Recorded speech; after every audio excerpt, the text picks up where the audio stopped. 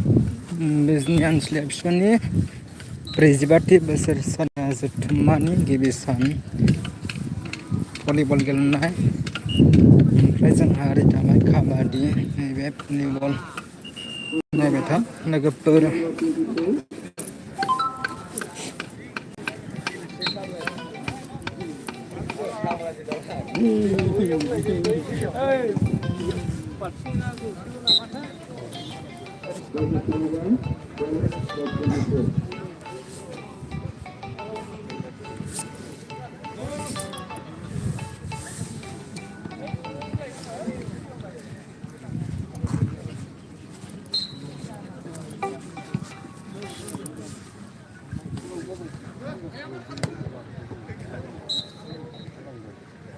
Back ball.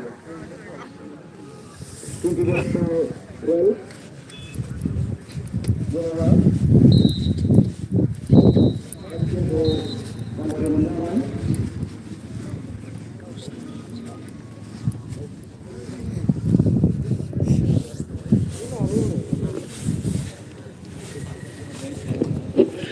बे सेथि गराव बे खेलाया जोबनाय लोगो लोगो बरलागाव भार्सेस बनजार इउनिट मोन्नैबो दालाय एबसुनि गेलेगिरि बिथांमोनखौ रेडि जानानै थानो थाखाय खावलायनाय जाहैबाय।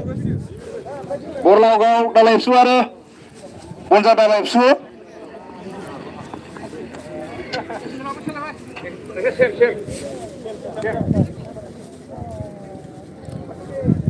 भलिबल काबादि जाथ'वाखै काबादिया जासिगोन लोगोफोर माब्ला कमेन्ट खालामनांगौलै कमेन्ट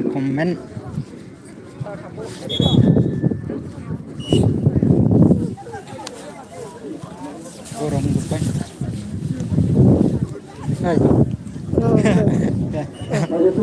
दासो दां खेला गेलेग्राफोरना दे